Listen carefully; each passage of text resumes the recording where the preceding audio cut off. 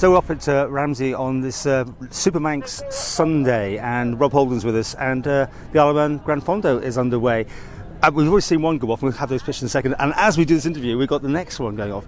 It's so great. See, there's a waiting list, ages ago, so you're really still popular, this thing. It is, and we've been taken aback, and I know there's a number of sporting events. I think the Ironman Marathon was one that has really, people have really engaged with it. And from a cycling perspective, I don't know if, obviously we saw the lockdown period, lots of people out on bikes in normal clothes, just enjoying the quieter roads.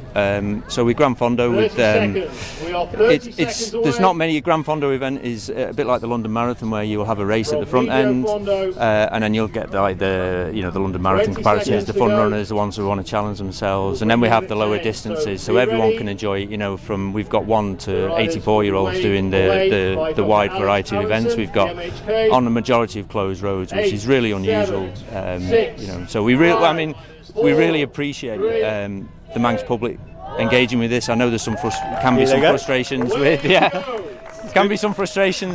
road closures, but we appreciate that, and I think generally we get a lot of support for putting on events like this. It's not often you see this, and I think when you see some of the footage of everything that goes on around this with the rider village and the entertainment that's on here, I really hope people engage with it, and it can continue to grow in the way it has done.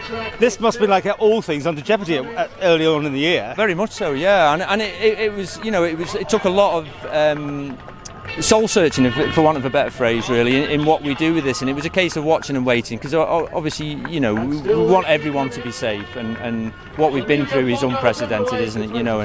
And everyone, every day was different on it. Something was changing, and you could never make a decision like that. But as things lifted and we engaged with stakeholders and sponsors and Ironman government, to be fair, we were really encouraged with the support we got, really. So and I think hopefully the locals will be paid back in spades today in terms of the quality of the event they've got here. Do you get many people ever coming from across? I mean, I know when it first started, it was always going to be this big hope of a big international. It sort of repositioned itself over the years. Yeah, I mean, there will be some news coming out fairly soon. Okay. I don't want to give too much away. And the event has grown. It's obviously morphed into something a little bit different. It started off with the music festival element as well, which was great, and we all loved it. But it really challenged the organising team in many ways, as these things do. It almost took too much time, that side, I reckon. Yeah, well, it's difficult, and it's not. It's the months and months of dealing with trying to get bands over and things like that. So it's great, and I still think we can still bring something. Obviously there's the cycling events that people come, but we really wanted to engage with something broader than the actual guys and girls riding the events. It's their families that are involved with them. We want to engage them and let them have a nice atmosphere, and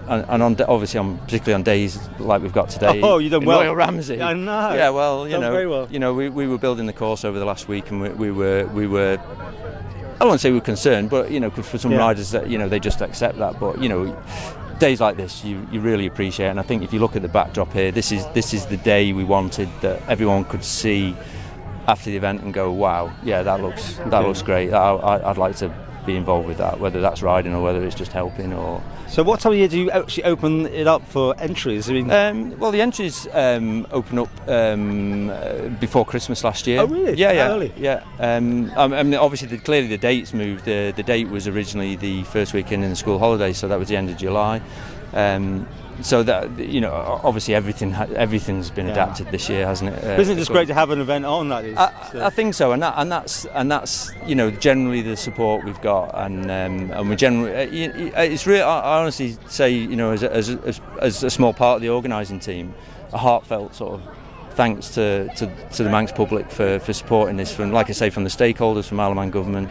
And everyone, because it is a massive project, to be fair, and they've been really supportive, and hopefully everyone gets paid back in spades when they see it. Are you going to get that yourself today? I am. I'm going out with these. Well, I said personally. What are these ones? The third event is the Piccolo. It's the shortest event. It's 20 miles of relatively, the flattest roads you'll be able to ride on the Isle of Man. Rob, so you don't need that. Yeah, I absolutely do.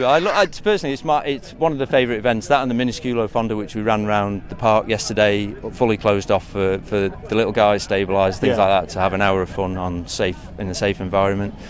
They're my favourite. You kids and families just milling about, enjoying it. No pressure, and just soaking up the. It's a great family day out, isn't it? I think so. And like I say, this event, I think we've seen, our biggest entry so far, particularly in this, because we did have a lot of people riding bikes in lockdown.